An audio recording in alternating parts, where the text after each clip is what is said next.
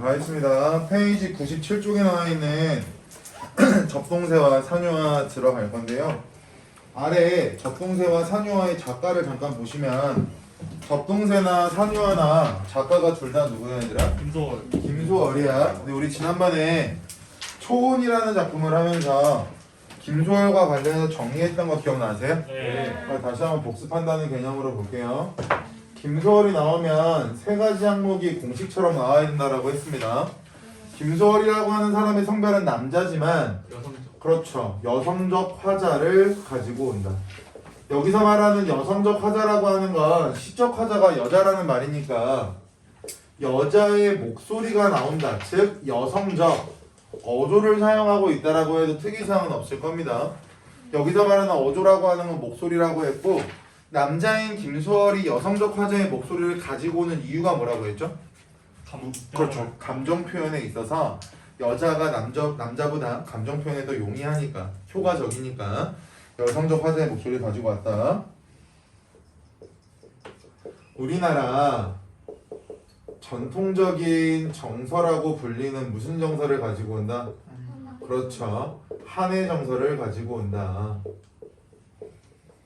세 번째, 김소월이라고 하는 작가는 우리나라 전통적인 같은 말 민요적인 운율 형성 방법을 사용한다라고 했는데 7글자 5글자의 반복인 7호조의 음수율과 3음보라고 하는 운율 형성 방법을 사용한다라고 했죠. 그래서 김소월의 모든 작품에 적용되는 공식은 아니지만 김소월이 지은 대다수 작품에 들어가는 공통적인 포인트라 공식처럼 매번 기억하고 계시는 게 좋습니다. 네. 첫 번째 오늘 배울 접동세 먼저 볼게요. 접동세 동그라미 쳐보시면요. 이 접동세는요 뭐라고 형상화가 되냐면 죽은 누나의 화신이라고 하는 건 다시 태어나다라고 보시면 됩니다. 죽은 누나의 화신처럼 나타나고요. 접동세라고 하는 새는요 우리나라에서 한의 정서를 잘 표현하는 자연물이라는 평가를 받습니다.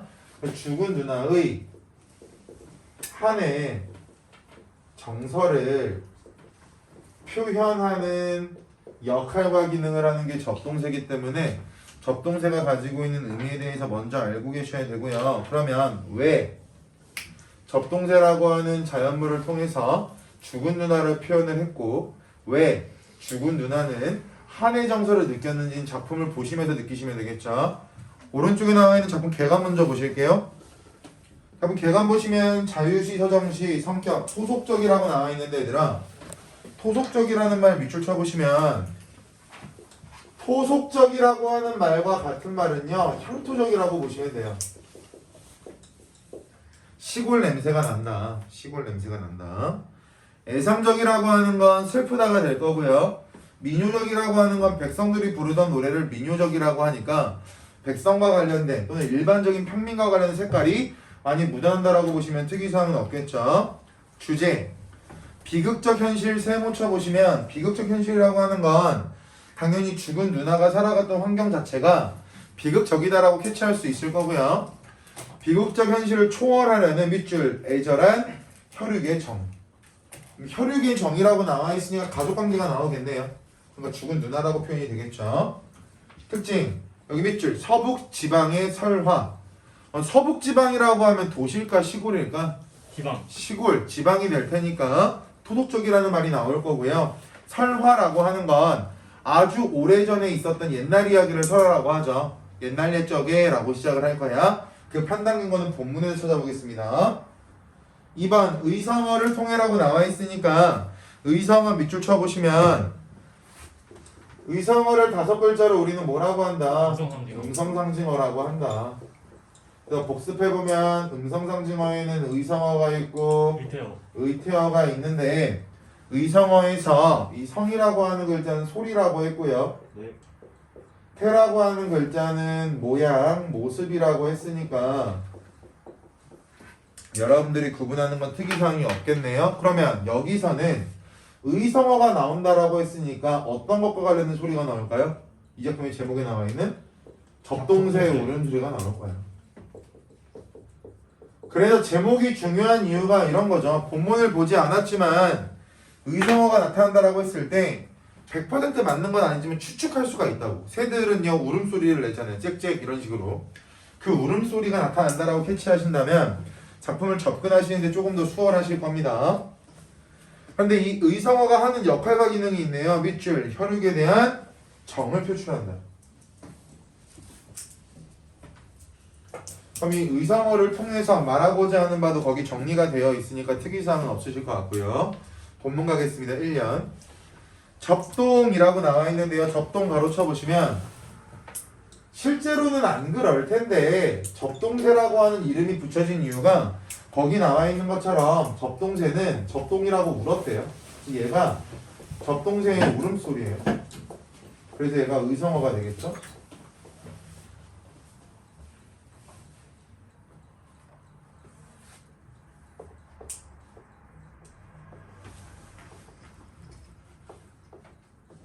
교재에 나와 있는 1년을 제가 한 줄로 그냥 적었으니까 한 줄로 그냥 보세요. 설명할 것들이 좀 있어서.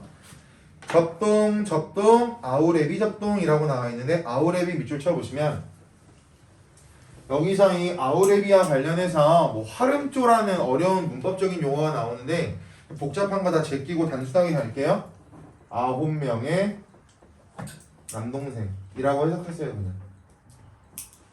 근데 9명의 남동생을 부드럽게 말하기 위해서 화름조 현상이다 라고 하는 명칭을 사용하기도 하지만 실제로 화름조라고 하는 말 자체를 요즘 교육과정에서 많이 안 쓰기 때문에 그 부분은 제가 뺐습니다. 여기가 됐어요? 그럼 1년 보시면 접동, 접동, 아우레비 접동이라고 나와 있는데 일단 접동을 A라고 한다면 여기 나와 있는 접동도 A가 될 거고 여기 나와 있는 접동도 A가 되겠죠. 가운데 나와 있는 아우레비라고 하는 건 A라고 할 수 있다 없다? 없다. 그럼 여기를 당연히 B라고 설명을 해야 될 거야. 그럼 우리가 앞에서 청산별곡할 때 봤거든요. 가시리 할 때. 똑같은 부분이 몇 개가 반복돼요? 3개가 반복되니까 얘를 뭐라고 하냐면 A, A, B, A 구조라고 할 거고 얘를 우리나라 전통적인 또는 민요적인 운율 형성 방법이다 라고 하면서 고려가요 했을 때 배웠던 부분이니까 확인하시면 될 것 같고요. A가 몇 번 나왔어요 얘들아 총? 3번. 3번 나왔으니까 운율 형성한다는 특이사항 없겠죠. 반복했으니까. 그리고 두 번째는요. 비극적 분위기 형성. 왜 접동, 아우레비 접동이 비극적 분위기를 형성하냐면 아까 말씀드렸습니다. 접동새라고 하는 건 한해 정서를 표상하는 자연물이라고 했잖아요. 그래서 접동새의 울음소리가 나온다라고 하는 건 한해 정서가 느껴진다는 거고 한해 정서가 느껴진다라고 하는 건 상황 자체가 그지 같으니까 비극적이니까 라고 하는 부분을 연결고리를 잡으시면 비극적 분위기 조성이라고 하는 말은 특이사항이 없으실 것 같아요. 이어서 2연 내려갈게요. 진두강 가람가. 가람가라고 하는 글자는 강가라고 보시면 됩니다. 진두강 강가에 살던 누나는 누나 동그라미. 이 누나는 좀 죽은 사람이라고 했어요. 근데 아래 보세요 밑줄. 진두강 앞마을에 와서 옵니다. 누나가 실제로 사람으로 다시 태어난 거야? 아니요. 누나가 접동새로 다시 태어난 다음에 누나가 같이 살고 있던 9명의 남동생의 지역에 와서 접동하고 울고 있다라는 표현이 되겠죠. 여기 네모 쳐보자. 옛날 우리나라. 이게 바로 뭐냐면 얘들아 옛날 우리나라라고 하는 게 일반 설화의 형식이에요. 우리가 설화 무엇을 배웠냐면 당군시나 주몽시나 조신의 꿈 이런 작품들을 배웠습니다. 11월 1월 달부터. 설화는 아주 오래전부터 있었던 이야기를 설화라고 하고요. 입에서 입으로 구전되죠. 그래서 어렸을 때 할머니 댁 같은 데 가면은 옛날 옛적에 라고 해서 들었던 이야기들이 전부 다 설화가 됩니다. 그리고 2번 거기 보시면 우리나라라고 나와 있잖아요. 네. 다른 나라 이야기야? 우리나라 이야기야? 우리나라요. 우리나라 이야기니까 우리나라 즉 민족의 보편성을 강조한다 또는 부각한다. 즉 우리나라에 살았던 사람들이라면 한 번쯤은 있었을 수도 있는 그러한 상황이야 이렇게 어필하고 있는 부분이라고 보시면 될 것 같아요. 또 왜 서북지방의 설화를 제대로 해서 시상을 전개하고 있는지 보편성을 확보하기 위해서. 단순히 9명의 남동생을 데리고 있는 개인인 누나의 이야기가 아니라 우리 민족이라면 누구나 느낄 수 있는 보편적인 이야기다. 공감대를 확보하는 거죠. 민족적 보편성을 확대한다라고 하는 게. 먼 뒤쪽에 진두강 가람가에 살던 누나는 밑줄 의붓어미 시샘에 죽었습니다. 의붓어미가 뭐냐면 계모야, 계모. 친엄마 말고요. 새엄마라고 보시면 되겠죠, 계모. 3년 전체적으로 묶어보시면 이 3년의 내용은 얘들아 실제로 있었던 접동새 설화라는 내용이 있어요. 실제로 옛날 내용 중에 접동새와 관련된 설화가 있는데 이 3년 전체는요 접동새 설화를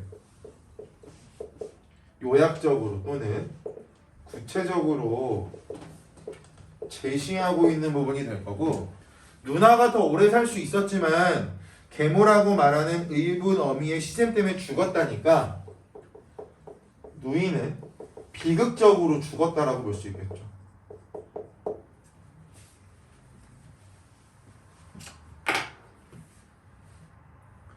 그러니까 상상하면 좀 굉장히 슬픈 이야기인데, 여러분들의 친어머니께서 뭐 예를 들어서 안 계시고 새 어머니가 들어왔는데 그 새 어머니가 자꾸 여러분들을 시기질투한다고 생각을 해보세요.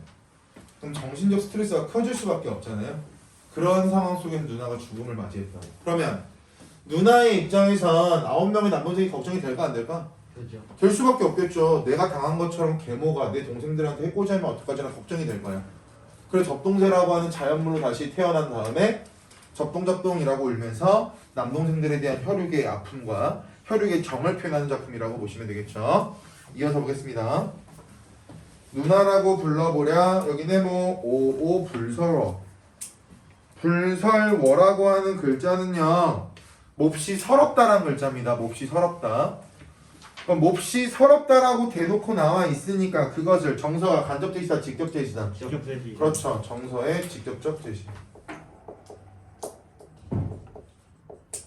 거기서 몹시 서럽다라고 하는 정서는요 객관적인 정서예요, 주관적인 정서예요? 주관. 그렇죠. 주관적인 정서를 직접적으로 제시하고 있다라고 해도 맞는 말입니다. 시에서 말하는 일반적인 정서는 주관적일 수밖에 없어요. 화자가 느끼는 정서잖아요, 그죠? 우리가 그 화자가 아니기 때문에 정서라고 하는 건 주관적인 정서가 될 수밖에 없다. 그러니까 예를 들어서 어떤 사람을 좋아하고 싫어하고는 사람마다 관점이 다르니까 그 사람에 대한 긍정적인 평가도 주관적이고 부정적인 평가도 주관적일 수밖에 없다고요. 정서 자체는 주관적이다. 매우 서러워 시세움에 몸이 죽은 여기네 뭐 우리 누나. 누나는 누나인데 무슨 누나래? 우리 누나래. 그럼 우리라고 하는 두 글자는 많은 사람들을 포함하는 거야? 아니면 한 명만 지정하는 거야? 많은 사람들을 포함하는 거죠. 근데 아까 우리 옛날 우리나라에서 민족적 보편성이 강조되고 부각된다라고 했잖아. 이 부분을 여기다가 그대로 확장을 해보시면 개인에서 보편적 대상으로 확대되었다. 한 명의 개인이 아니라 보편적 대상으로 확대가 되면 어떠한 효과를 가지고 올까요? 독자들로 하여금 독자들에게 공감대를 자극할 수가 있겠죠. 나 개인만의 이야기가 아니라 우리 모두가 경험할 수 있는 상황이야. 슬픔에 공감해줘. 이러한 메시지가 될 겁니다.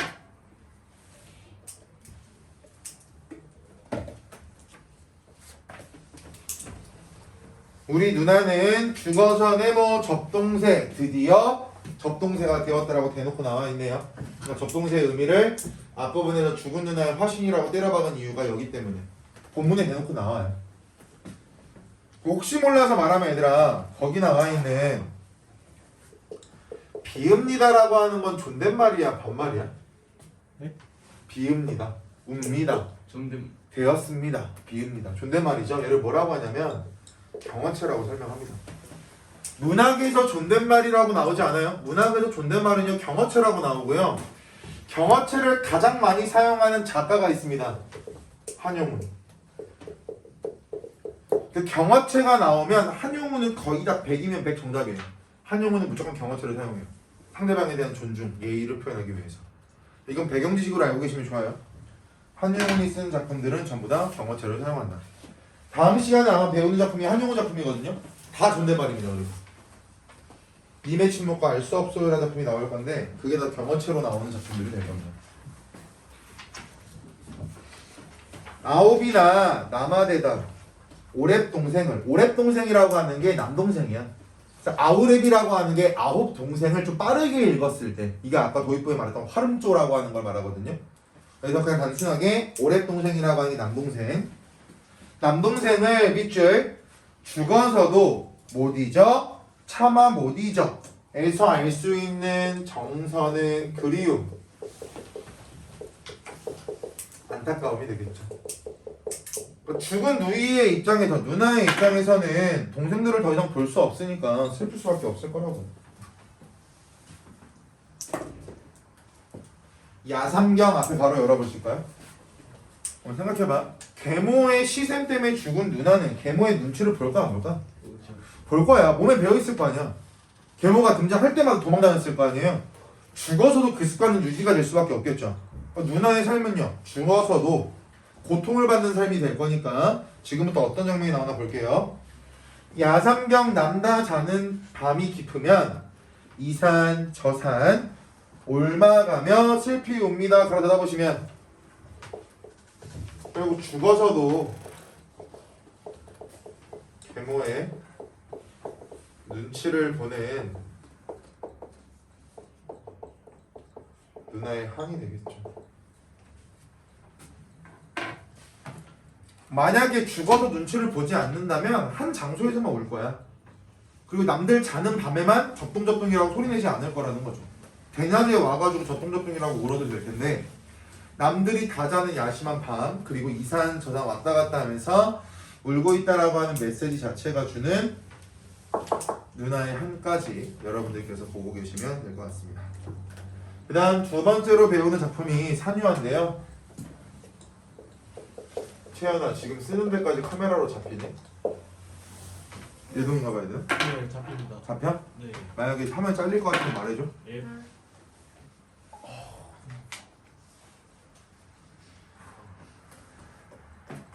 알겠습니다. 산유화 오로지 날개 먼저 보실게요. 나 작품 개관 자유시 서정시라고 나와있고요. 민요적이고 전통적인 이유는 김소 어리니까 관조적이라고 하는 건 그윽하게 바라본다가 되겠죠. 깨달음을 얻기 위해서 관찰보다 상위 개념. 주제, 이건 좀 난해합니다. 생명과 소멸을 거듭하는 대자연의 섭리와 존재의 고독감이라고 나와있죠. 말이 굉장히 어려워요. 단순히 갈게요. 산유화에서는 뭐가 나오냐면 계절의 순환이 나올 거야. 그럼 생각해봐 얘들아. 봄에 벚꽃이 피잖아요. 네. 여름이 되면 벚꽃은 어떻게 돼요? 저요. 사라져 버려요. 그죠? 그리고 봄이 다시 오면 그 벚꽃은 다시 피어날 거야. 그죠? 이런 게 계절의 순환이 될 거야. 봄, 여름, 가을, 겨울. 그럼 계절의 순환이 되면 꽃이 피고 지는 자연 현상이 발생할 수밖에 없을 거고요. 자, 벚꽃으로 방금 예를 들어드렸죠. 3월이 되면 개나리가 피고 시간이 지나면 개나리가 지고 개나리가 지고 나면 다음 연도 봄에 다시 개나리가 피고 이런 식으로 꽃이 피고 지는 자연상을 통해서 이 세상에 존재하는 모든 사물들은 이 세상에 존재하는 모든 사물들은 근본적으로 고독감을 가지고 있다라고 주장하는 게 산유화라고 보시면 돼요. 김소월 작품 중에 가장 난해한 게 산유화예요. 대체 뭘 말하고 싶은 건지도 감이 안 잡히고 고독감을 이야기해서 뭘 하는지 공감도 안 되고 이런 것들이죠. 예를 들어서 여러분이 대나무라고 가정해 볼까요? 대나무는 피고 지나요? 아니요. 피고 지지 않죠. 1년 사시사철 초록색을 유지합니다. 근데 여러분들 옆에 친구인 개나리가 3월달에 봄에 딱 폈다라고 가정을 해보세요. 그럼 계절이 돌고 돌면 개나리는 질 수밖에 없을 거 아니야. 결국 대나무 또 혼자죠. 결국 대나무는 고독감을 느낀다라고 생각하는 게 김소월이 만든 산유화에서 말하고자는 말하고요. 그렇게만 인지하고 계시면 될 것 같아요. 고등학교 2학년 문학교 과정에 나와요. 고등학교 1학년 때는 안 나옵니다. 혹시나 어떻게 3월 모의고사에 나올지 모르니까 일단 보긴 볼게요. 산에는 산 동그라미 쳐보실까요? 그럼 이 산이라고 하는 공간은 존재가 생성하거나 소멸하는 공간이 되겠죠? 꽃이 피는 장소니까 여기서 존재라고 하는 걸 꽃이라고 기억하시면 되고요. 산에 꽃이 피고 꽃이 지겠죠. 왔다 갔다 자연의 순환 때문에.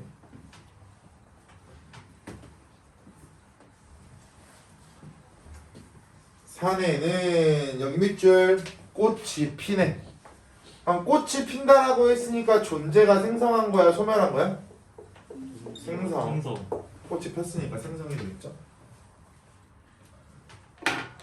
그래야 되나? 피네라는 두 글자 네모 쳐볼까?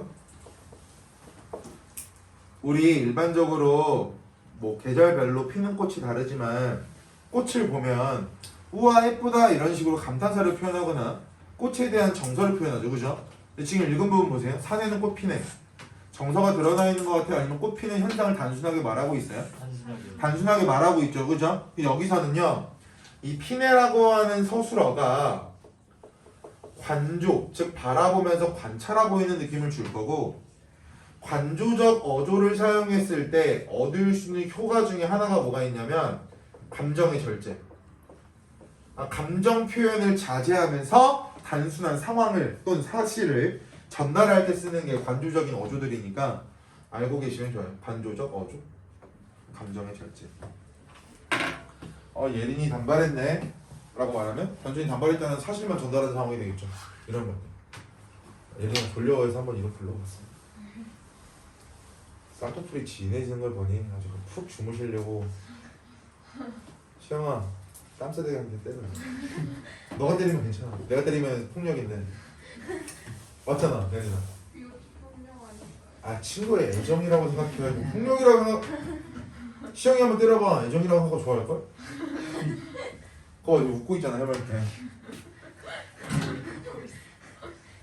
시영이는 그냥 웃을 것 같아. 막 왜 때려?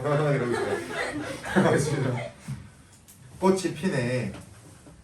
가을, 봄, 여름 없이. 얘들아, 가리라고 하는 글자가 무슨 뜻인 것 같아요? 가다? 뒤에 거 보세요. 봄, 여름이라고 나왔잖아. 가을이 되겠죠. 그럼 가을을 가리라고 적은 건 민규야, 맞춤법이 맞아 틀려? 틀려요. 작가가 멍청해서 맞춤법을 틀린 건가요? 시적 허용. 그렇죠. 시적 허용. 작가가 또는 시인이 의도적으로 맞춤법을 틀리게 표현하면서 운율감을 고려하는 것들을 시적 허용이라고 합니다. 시적 허용을 사용하면 운율을 위해서 라고 말하는 게 일반적이고요. 때로는 의미를 강조하거나 주제를 강조하기 위해서 시적 허용을 사용하는 경우도 있습니다. 하지만 10개 중에 대다수는요, 전부 다 운율감을 고려하기 위해서 시적 허용을 사용한다라고 이해하시면 돼요. 작가가 의도적으로 맞춤법을 틀리게 표현한다. 그 가리라고 하는 글자. 가을, 봄, 여름 없이 꽃이 피네. 산에 피는 꽃은 저만치 가로쳐볼까? 저만치라고 하는 글자는 거리감이 느껴져 안 느껴져 얘들아? 느껴져. 거리감 동그라미라고 체크해 놓으시면 되겠죠? 거리감이 느껴진다. 저만치 밑줄 혼자서 여러 명이 우르르 다니는 게 아니라 혼자 있대요. 고독할까요? 아니면 행복할까요? 고독감. 저만치 혼자서 비어있네. 고독감. 산에서 우는 작은 새요. 작은 새 가로 여기서 말하는 작은 새도 개나리랑 친구 먹었다가 개나리가 지면 또 혼자겠죠? 고독한 존재가 될 거고 여기서 말하는 작은 새도 고독한 존재가 될 거고 우는이라는 글자 밑쳐볼까요? 정서 관련된 단어죠. 새가 울고 있대요. 근데 이 운다라고 하는 정서는 누구의 정서고? 화자의 정서고 화자의 정서가 정서를 못 느끼는 자연물에 들어가 있으니까 예, 그렇지. 감정이입이라고 한다. 작은 새요.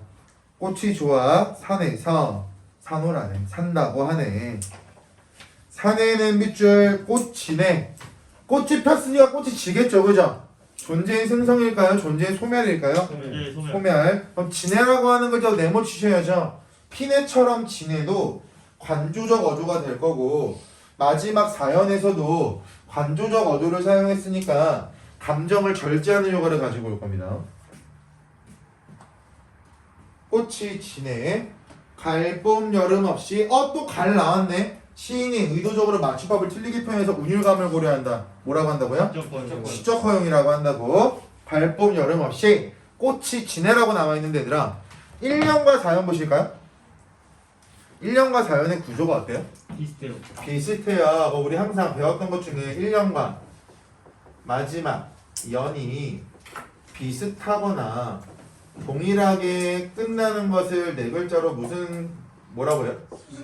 수미상관이라고 하겠죠. 그래서 비슷하거나 동일하게 끝나다라고 했을 때 지금 비슷한 구조이 될 거 아니야? 근데 1년과 완벽히 똑같지 않죠? 이런 것을 뭐라고 하냐면 변형된 수미상관이다 라고도 설명을 해요. 그래서 여러분들이 변형된이라고 하는 글자까지 알고 계시면 좋을 것 같고요. 수미상관이 나오면 세 가지 기본적으로 나올 수 있는 효과에 대해서 알고 계셔야 되겠죠? 똑같은 거 일단 반복했으니까 무엇을 형성하고? 운율. 운율을 형성하고. 같은 말 이등가. 처음과 마지막이 동일하다라고 하는 건 익숙한 분위기를 제공할 수 있을 거예요. 독자들로 하여금. 얘를 가지고 뭐라고 하냐면 형태상. 안정. 그렇죠. 구성상. 안정감과 통일감을 줄 겁니다. 마지막 3번. 똑같은 말 반복했으니까 의미 강조하고 주제 강조한다라고 하는 건 어렵지 않겠죠? 네. 그런데 그럼 여기서는 어떠한 의미와 주제를 강조하는지를 알고 있어야 될 거야. 작품별로 강조하고자 하는 포인트가 다를 테니까. 그럼 지금 우리가 보고 있는 산유화라고 하는 작품에서 어떠한 의미와 주제를 강조하고 싶냐면 생성과 소멸이라는 순환적 의미에 대해서 강조하고 싶을 거예요. 결국 하나가 태어나면 언젠가 사라지게 되고 사라진다라고 해서 슬퍼할 것이 아니라 언젠가 다시 생성한다. 돌고 돈다. 이러한 순환적 의미를 강조하면서 이 세상에 존재하는 모든 사물들은 근본적인 고독감을 느끼게 된다. 라고 하는 포인트를 강조하는 작품이 산유화라고 보시면 좋을 것 같아요. 오른쪽 1등급 노트 보시면 나만 볼게요. 가는 그렇게 어렵지 않지만 나를 보시면 형태상의 특징 1년과 4년이 수미상관의 구조를 이루며 피내와 진해를 반복함으로써 밑줄 시적 안정감. 이 시적 안정감이 이거야 얘들아. 형태, 구성상 안정감과 통일감 같은 말입니다. 2번 항목. 안정감과 함께 밑줄 자연순환이 가진 영원성을 나타낸다. 방금 마지막으로 밑줄 친 게 이거야. 의미 강조, 주제 강조에 나와 있는 생명과 소멸이라는 순환적인 의미. 시야의 상징적인 의미. 꽃. 산에 저만치 홀로 피어있는 존재. 홀로 피어있으니까 홀로라고 하는 두 글자를 통해서 고독감이 느껴지겠네요. 피고지기를 반복한다라고 하는 건 생성과 소멸을 반복한다가 될 거고요. 반복이라는 글자를 순환으로 바꿔도 특이성은 없겠죠. 순환하는 자연적인 존재다. 밑줄 화자가 동경하는 대상이다. 반면에 새는요. 꽃이 좋아 산에서 사는 존재인데 밑줄 시적 화자의 분신이자 감정이입의 대상. 그러면 접동새와 산유화를 묶어놓은 이유는 새라고 하는 자연물이 가지고 있는 역할과 기능이 비슷한 듯하면서 다르죠. 그 부분을 잡고 계시면 좋을 것 같습니다. 되셨죠? 네. 여기까지가 접동새 산유화였습니다.